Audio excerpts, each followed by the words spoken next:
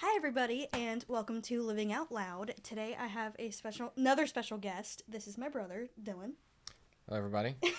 And today I have him here because I want to ask him a couple questions on his kind of experience of having a little sister in a wheelchair and with spina bifida. So, Dylan, are you ready? I guess. Are you nervous at all before I get started? No. No? Okay. Well, so for the first question I have, what's one of your earliest memories of us growing up together? Considering you're one of my older brothers. That's a hard one. Earliest memory would be you banging on the door because I locked you out because I wanted some alone time, and you'd start crying because you wanted to come in and hang out with me. Well, see, okay, I was what? How old at that time? Do you think? I don't know, like probably 6 or 7. 6. Okay, when you're 6 or 7 years old and you want to hang out with your older brother, you're gonna get upset and you're gonna cry. So like, I don't blame myself for doing that. But yes, I used to bang on his door, being like, "Let me in," and he never would. Anyway, so then, okay, how would you describe our relationship? That's a good one. Different than a lot of other siblings, I think. For the first, 10 years, we really weren't around each other a lot. Mm-hmm. And then when I hit, middle school, I started coming over, and we got closer. Yeah. I think as we've gotten older, we've gotten a lot closer. I mean, we still fight. Too. We still bicker. But I think we're a lot closer now. But Yeah. I think it's a good one. Just different because of all the time we didn't get to spend together as kids. Yeah. Well, and I think, to touch on what he said, I think it's, like he said, for the first 10 years, we really weren't as close. And now that, yes, we have a 5-year age difference, but we're both in college, we're both crazy people. But, I mean, really, honestly, because I get to see him, every day now, I feel like we're a lot closer and like a lot of the same things in a way. Yeah. We both like video games, things like that. Mm-hmm. And then, how does it feel, me being your only sister in the family that has a disability? I mean, I've never really seen it in a way that's like, oh, my sister has it. Like, you're just my sister. Yeah. I don't know. That doesn't even cross my mind when people are like, people ask me if I have a sister. I don't go, yeah, I have a sister in a wheelchair. I just go, I have a sister. So it's like, that doesn't really compute, I think, sometimes when I think about it, because it's like, you're just my sister. Yeah. So it's like, it's not any different. No. It's just, yes, I have challenges and yeah, but it's like, it's just, stuff like you're that. just you. I'm just you. Funny, annoying, all the above. You're the same way. And then, so what's something you think that people misunderstand about having a sibling with a disability? That it can be a lot of work on top of a lot of fun. Mm-hmm. Because you go out and you have things you don't really think about. Getting a wheelchair in and out of a car. Yeah.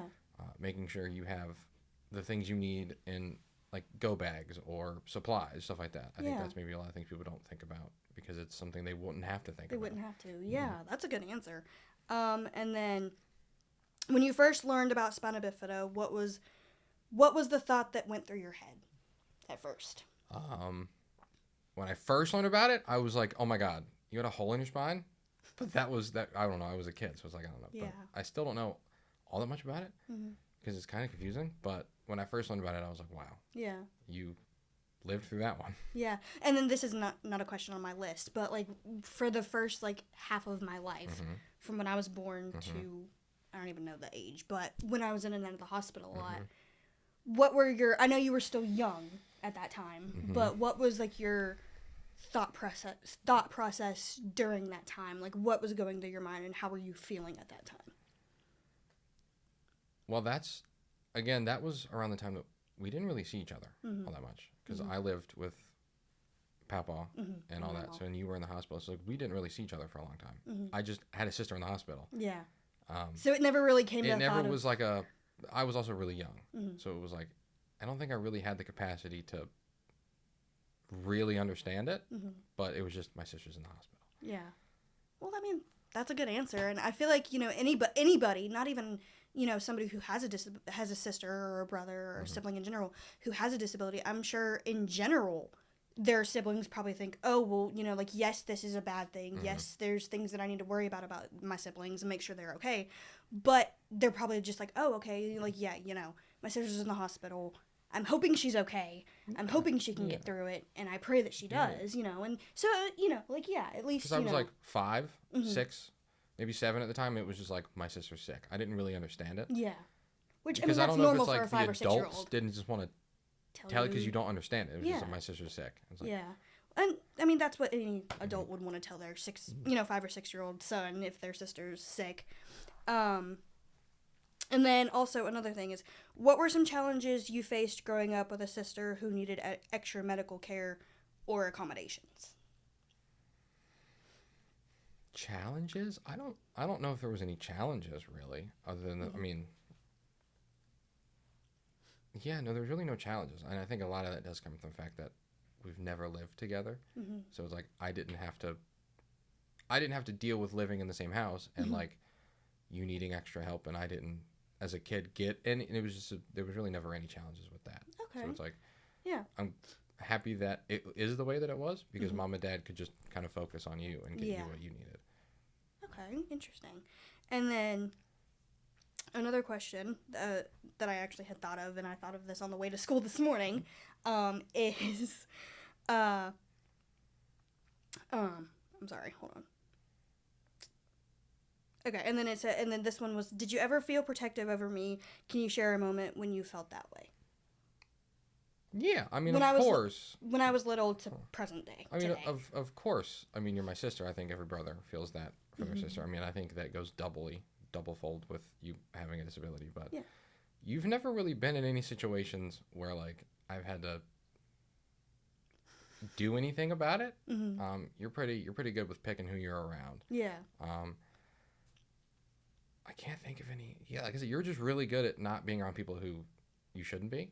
So I've never had an instance where I need to be like, okay, step back, anything like that. And then and then another one is how did our family adapt, and how did those adaptations influence you as a person? Yeah, our family had a lot that they had to adapt to. You know, you being in the hospital, you needing the extra care. I know that mom took that. Obviously she's your mother, but took that role really, really well. Yeah, and so did Dad. I mean, so did Dad too. Yes, you know, Dad had to work and provide, and Mom took care of you. I think she really adapted to that role really well, better than most people probably could. Most people probably could. The whole family did in a way, because especially when you're younger, being out, you had to make sure you were okay. You know, you had everything you needed, different supplies, wheelchair, stuff like that. So it's like the whole family had to kind of get used to you being and what everything you needed, and I think everybody did pretty well. Yeah, I think so too, and I think like Dylan keeps saying, back when we were when I was younger, and when he was growing up, with me as a little, his little sister, yes, we didn't live with each other as much, but probably from the ages of like 13 to like now, we probably got a lot closer than normal. Or not normal, than we used to. And I thank God really honestly for that every single day. I love the fact that we can share moments in our lives that maybe some other, siblings don't even think that they could, and I am very thankful that, I'm here today to be able to share those moments with Dylan and share those moments with him and basically just, be his annoying little sister, as he keeps saying.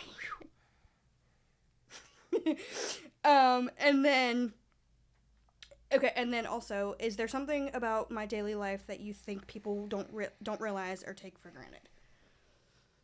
Yeah, I mean, I think a lot of things about your daily life, but one that I do find myself sometimes thinking of when I'm watching you do it is like getting ready. I mean, a lot of people just get up out of bed, quickly brush their hair, brush their teeth, but it's like you just have those extra steps. You have to get into your wheelchair. You have to make sure your things are where you can reach them. You have to make sure that the stuff under your sink is where it's supposed to be, because you don't have a lot of room to maneuver. Yeah. You can get stuck. It's just stuff like that. It's just a lot of extra things that maybe people take for granted because they don't have to worry about it. Yeah. They don't have to worry about not being able to reach their hairbrush or their shampoo or stuff like that. Right. No, and and that's why I'm very glad that of course my family makes sure that I have everything I need and make sure it's in reach of me. Because again, I haven't mentioned this, but I'm very short and very tiny, so it's it takes a little extra time for me to do things, and it takes longer, and and I'm very glad that my family is obviously very patient with me and doesn't rush and be like, okay, we gotta go. They give me the time that I need, and that's a huge blessing, to have. Okay, and then another really good question I had thought of, because I've been very, very interested in asking. What's one thing you want me to know that maybe you have never said out loud before? I don't know. I say most things to you. Something I would want you to know. I don't know. Maybe it's because I've been put on the spot, but I don't know. I can't think of anything. But I'm usually good at just saying everything I think to you. That is true. Whether it's good or bad. That is true, yeah. Well, and honestly, like I said, I've just been, like, kind of thinking about it. Like, I wonder if there's, like, something he keeps to himself that he's never really wanted to say in front of me or, like, say to me, like, at all. No. Because I'm your little sister, No. I mean, I think because we got closer as we got older, it's, like, just easier to say things to you like that. Yeah. It's like I don't ever really hide anything. Mm-hmm. Yeah. I mean, sometimes you don't like it, but sometimes that is true. But that's how little sisters act. They don't like what their big Mm-hmm. brothers, say to them sometimes. And then this actually was another thing. What's a favorite memory of something we did together, big or small? While we're still growing up together, because I'm still young. On our family vacations, when we would go to Pigeon Forge, playing putt-putt with you at Old McDonald mini golf was a lot of fun. And beating me every single time. Every time, without mercy. There was one time I did come in first place. Yes. I think it was not last year's trip, but the year before. Yeah, I was off my game. Don't let it go to your head. You little.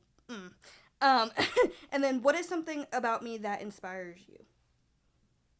The way that you can take everything that has been thrown at you, and you don't let it mess with you. You just keep going. Even like people that maybe are a little mean to you because of your situation in general, our family problems.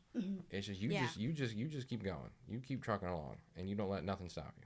And I think that's a quality a lot of people should take. Yeah. Inspiration from. Well, that is awesome. Thank you for saying that, because like I have always said, I want to be that inspiring person to people. And that's what, I have always told my family is, even though I'm in a wheelchair with spina bifida or just in general in a wheelchair, I want people that don't even have a disability and that can walk, for instance, Dylan. I don't want to just inspire my family. I want to be an inspiration to everybody and show them, like, hey, even though, yes, I have spina bifida and yes, I'm in a wheelchair, I want people to see that I'm still who I am and I'm still who God made me. And I think, having that inspiring impact on people is something I've really always wanted to do. And so, and that's just what I want to be. I want to be an inspiration to people, and I want to be able to look back on my life, for 20 years from now and realize, oh, hey, she was a 20-year-old who wanted to inspire people, and tell people, hey, life is tough, but it's something that, we all have to get through. And yes, it's hard, but we can get through it together, and we can, count on each other. Yeah. So, yeah. But thank you, Dylan, so much for being here. Oh, absolutely. This was a lot of fun. I hope I didn't scare you too much. No. I was expecting worse. Okay. Well, I wasn't going to do that to you, but thank you guys for watching, and I will see you guys soon.